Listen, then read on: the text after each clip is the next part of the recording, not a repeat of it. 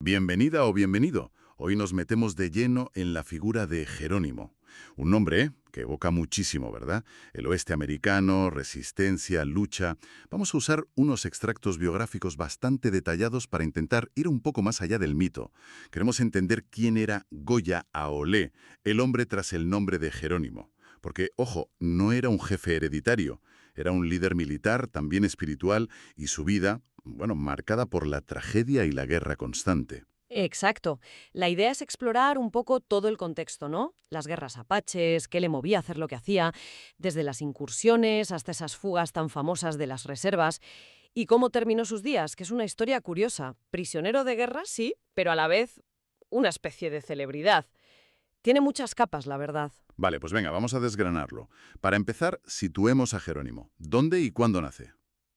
Goyaole, has dicho. Sí, Goyale, que parece ser que significa es que bosteza. Nació sobre 1829, era miembro de los apaches Bedonkohe, cerca de Turkey Creek, en lo que ahora es Nuevo México, pero que en aquel entonces era territorio mexicano. Bueno, un territorio bastante disputado. Y los apaches hay que entender que no eran un bloque único. Para nada. Eran diversas bandas. Chiricahua, Mezcalero, los propios Bedonkohe, culturalmente relacionados sí, pero cada uno con lo suyo. Vivían en el suroeste, claro, y llevaban ya siglos de conflicto con los españoles y después con los mexicanos. Las incursiones, que a veces se simplifican mucho, eran parte de su economía, de su forma de vida, sobre todo cuando les empujaban hacia zonas más difíciles. Una presión que además se volvía muy violenta. He leído que ya por 1835 el gobierno de México ofrecía recompensas por cabelleras apaches. O sea que la cosa estaba... Tremenda. Sí, sí. Eso te da una idea del nivel de violencia mutua. Las incursiones apaches podían ser brutales, no hay que negarlo, pero es que las represalias mexicanas y luego las de Estados Unidos también lo eran. Se alimentaba un ciclo de venganza constante. Y en ese ambiente nace Jerónimo. Crece con las tradiciones apaches, se casa joven, ¿no? Con Alope. Eso es, tuvo hijos con ella, llevaba una vida, digamos, normal dentro de su cultura, hasta que llega un momento que lo cambia absolutamente todo. Hablas de la masacre de Casquillé, en Janos, Chihuahua, marzo de 1851. Eso fue un antes y un después clarísimo. Totalmente. Según se cuenta, los hombres del campamento, Jerónimo incluido, estaban en Janos comerciando, y mientras soldados mexicanos al mando del coronel Carrasco atacaron el campamento donde estaban las mujeres y los niños. ¿Y cuál fue la excusa oficial? Pero el resultado fue devastador para Jerónimo. Cuando volvió, encontró a su madre, a su esposa Alop y a sus 3 hijos pequeños asesinados. Uf, él mismo lo contó, ¿no? En su autobiografía. Dijo algo como que desde ese día odiaba a los mexicanos, que siempre habían sido traicioneros con él. Es que imaginar esa pérdida. Sí, es brutal. Más allá del dolor personal, que tuvo que ser inmenso, eso parece que encendió una sed de venganza que ya no le abandonó nunca. Es el momento clave que forja al guerrero implacable que conocemos. Y su propio jefe, Mangas Coloradas, lo apoya en esa venganza. Sí, lo envió a buscar ayuda a otras bandas apaches. Y es en las batallas que siguieron donde, bueno, según la versión más extendida, surge el nombre Jerónimo. La leyenda dice que los soldados mexicanos, al verle atacar sin miedo, medio desesperados, invocaban a San Jerónimo. Y de ahí se quedó con el nombre. Qué curioso. Y a partir de ese momento, durante más de 30 años, Jerónimo es una figura clave en las luchas. Primero contra México, y luego, claro, cuando Estados Unidos se queda con esos territorios tras la guerra de 1848, pues también contra los estadounidenses. Pero decías antes que no era un jefe supremo. ¿Cuál era su papel exactamente? Era un líder militar muy carismático, eso sin duda. Y también un hombre medicina, un chamán. Se le atribuían ciertos poderes, como prever cosas o curar. Lideraba partidas de guerreros, no muy grandes, quizás 30, 50 hombres. Eran muy efectivos en la guerrilla. Pero ojo, no todos los apaches le seguían ciegamente. Su intransigencia y esas fugas constantes de las reservas provocaban represalias muy duras del ejército. Y algunos apaches le temían o veían que sus acciones traían más problemas que beneficios. Claro. Hablemos de las reservas. La vida ahí debía ser insoportable para ellos. Confinados, un modo de vida totalmente distinto al nómada. Y encima, parece que las raciones de comida eran escasas, a menudo por corrupción. Exacto. Era una situación muy mala. La reserva de San Carlos, en Arizona, tenía fama de ser especialmente dura. Así que es comprensible que intentaran escapar. Jerónimo lideró al menos 3 grandes fugas documentadas, entre 1878 y 1885. Escapar de ahí no debía ser fácil. Para nada. Eran huidas muy audaces, ¿eh? Cruzar cientos de kilómetros por Arizona, Nuevo México, terrenos áridos, montañosos. Buscaban refugio en las montañas de la Sierra Madre, en México. Y desde allí, pues, volvían a lo suyo. Incursiones a ambos lados de la frontera. Necesitaban provisiones, caballos y, sobre todo, armas y munición. ¿Y cómo atacaban? Supongo con tácticas de guerrilla muy depuradas. Sí, claro. Conocían el terreno como la palma de su mano. Se movían rápido, atacaban por sorpresa objetivos aislados, ranchos, pequeñas caravanas, postas militares. A menudo eran ataques muy violentos, sin dejar supervivientes. Eso dificultaba que se diera la alarma rápido y retrasaba la persecución. Era una lucha por sobrevivir, sí, pero también había un componente de venganza y de resistencia a perder su mundo. La persecución debió ser brutal. He leído que llegó un punto en que México permitió a las tropas de Estados Unidos cruzar la frontera para perseguirles. Y lo del general Crook usando exploradores apaches. Eso tuvo que doler. Uf, muchísimo. Imagínate ver a tu propia gente ayudando a cazarte. Fue una estrategia muy inteligente por parte de Crook, desde el punto de vista militar, pero devastadora moralmente para Jerónimo y los suyos. Y en 1886, después de una persecución larguísima, Crook consigue negociar una rendición. Ahí es cuando se hacen esas fotos tan famosas, ¿no? Las de C.S. Fly. Exacto. Son las únicas fotos que tenemos de Jerónimo y sus guerreros, todavía en armas, en plena campaña. Un documento histórico increíble. Se tomaron justo durante esas negociaciones de rendición con Crook. Nuevo esa misma noche. Así es. Corrió un rumor, no se sabe si cierto o no, de que pensaban matarlos en cuanto cruzaran la frontera hacia Estados Unidos. Jerónimo y un grupo pequeño, desconfiados, se esfumaron esa misma noche. Fue la gota que colmó el vaso para el ejército. A Crook lo quitaron del mando. Y pusieron a Nelson Miles, que ya fue a por todas. Sí, Miles intensificó la persecución, puso al capitán Lawton al mando, con órdenes claras, y fue clave la intervención de un teniente, Charles Gatewood. Gatewood conocía a Jerónimo, hablaba algo de apache y parece que había cierto respeto mutuo. Y él fue quien finalmente... Él fue quien, junto con exploradores apaches, localizó al grupo de Jerónimo. Estaban agotados, eran muy pocos ya, menos de 40 personas, entre hombres, mujeres y niños.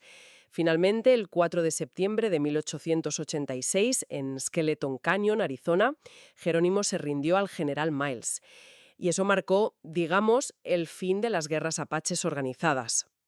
Pero, como decías, no el fin de la historia de Jerónimo. Lo que viene después es casi más sorprendente. A él y a su gente, y has dicho que incluso a los exploradores apaches que ayudaron a capturarle, Sí, sí, increíble, te lo cierto. A todos ellos los trataron como prisioneros de guerra. Los fueron moviendo, primero a Fort Sam Houston, en Texas, luego a Fort Pickens, en Florida. espera, ¿por qué? ¿Como prisioneros de guerra? ¿No lo podían juzgar en Arizona? Buena pregunta. Probablemente esa decisión les salvó la vida. Si lo hubieran entregado a las autoridades civiles de Arizona, con la cantidad de muertes que se le atribuían en las incursiones, casi seguro lo habrían condenado a muerte. Como prisionero de guerra, quedaba bajo jurisdicción militar federal. Entiendo. Pero las condiciones del cautiverio. Mencionaste Florida. Fueron terribles, especialmente en Florida. El clima húmedo, las enfermedades. Muchos apaches murieron allí.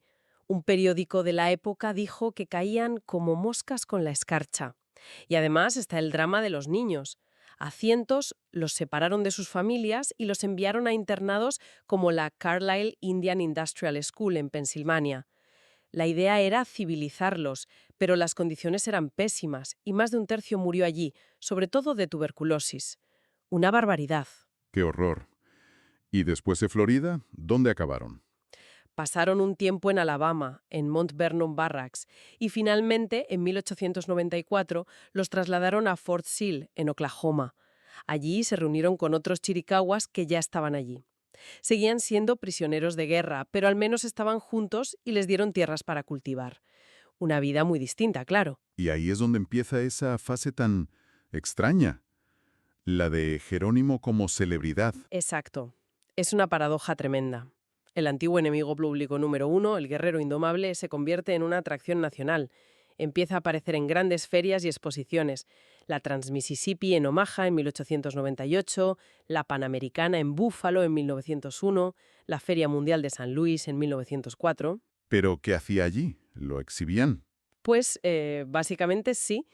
Lo vestían con el atuendo tradicional apache, posaba para fotos, que luego vendía él mismo con su firma, vendía artesanía. Incluso vendía los botones de su chaqueta. ¿En serio? ¡Qué fuerte! Sí. Luego se cosía otros y seguía vendiendo. Era un negocio. También participó en espectáculos del oeste, como el de Ponyville, donde lo presentaban como el salvaje domesticado. Eso es chocante, ¿verdad? El símbolo de la resistencia convertido en un producto de consumo, en un espectáculo. Desde luego. Y llegó a desfilar en la toma de posesión de Theodore Roosevelt en 1905, a caballo junto a otros jefes indios. Intentó aprovechar esa fama para algo, para ayudar a su gente. Lo intentó, sí. Aprovechó ese desfile para hablar directamente con Roosevelt y pedirle que les dejara volver a Arizona, a sus tierras. Pero Roosevelt fue tajante. Le dijo que no, le recordó las muertes de civiles en Arizona, le dijo que tenía un mal corazón y que más le valía comportarse bien en la reserva de Fort Sill. Fue un no rotundo. Vaya. Aún así, ese mismo año consiguió publicar su autobiografía, ¿no? Sí, la dictó a un tal S.M. Barrett. Necesitó permiso presidencial, eso sí. Y bueno, es su versión de la historia, claro. Pudo contarla, pero seguramente con ciertos filtros o controles. Y en esos últimos años en Fort Sill, ¿qué pasó con sus creencias? ¿Se aferró a la tradición apache o se acercó al cristianismo, como hicieron otros? Pues parece que fue un poco de todo. Evidentemente fue criado en las creencias apaches y es probable que nunca las abandonara del todo en su fuero interno. Pero curiosamente se unió a la Iglesia Reformada holandesa en 1903. Duró poco, lo expulsaron en 1907 por jugar a las cartas o apostar, algo prohibido por la Iglesia. Así que parece que tuvo una relación ambivalente, digamos, con la religión occidental hasta el final. ¿Y cómo murió? Siguió siendo prisionero hasta el último día. Sí, murió como prisionero de guerra. Fue en febrero de 1909, tenía 79 años. Se cayó del caballo una noche, volviendo a casa, parece ser que bebido, y pasó muchas horas a la intemperie antes de que lo encontraran. Desarrolló una neumonía y murió pocos días después, el 17 de febrero, en Fort Sill. ¡Qué final! Y dicen que se arrepintió de haberse rendido. Eso cuentan, sí. Que sus últimas palabras a su sobrino fueron algo como: «Nunca debí rendirme, debí haber luchado hasta ser el último hombre vivo». Unas palabras cargadas de amargura, ¿no? Fue enterrado allí, en el cementerio apache de Fort Sill. Un final triste para una vida tan intensa. Pero la cosa no acaba ahí, porque incluso después de muerto sigue la controversia. Está toda la historia del robo de su cráneo. Ah, sí, la famosa historia de Skull and Bones, la sociedad secreta de Yale. Exacto.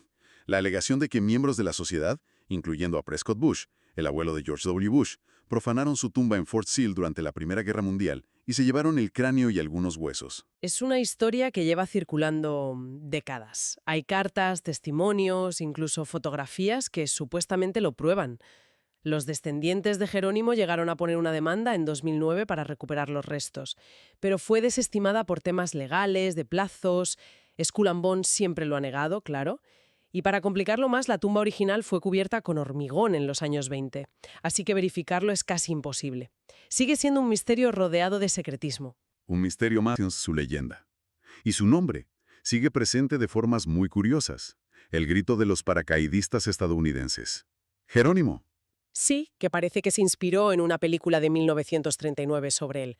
Y luego, mucho más reciente y polémico, el uso de Jerónimo como nombre en clave en la operación para matar a Osama Bin Laden en 2011. Algo que ofendió a muchas comunidades nativas americanas, lógicamente. Claro, lo vieron como equiparar a un líder indígena con un terrorista. Es increíble cómo su figura sigue resonando y generando debate. Totalmente. Y eso sin contar las conmemoraciones más oficiales, pueblos, un barco de la Marina, sellos postales, y su presencia constante en la cultura popular, sobre todo en el cine western. A veces como villano, a veces como héroe trágico, su imagen se ha usado y reinterpretado de mil maneras. Entonces, si intentamos hacer un balance, ¿qué nos queda de Jerónimo? Está claro que fue mucho más que un simple guerrero.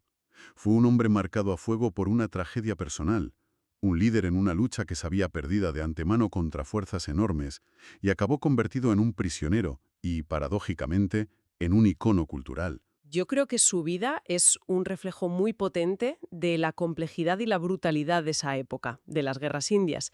Vemos la resistencia indígena, sí, pero también la violencia por ambas partes.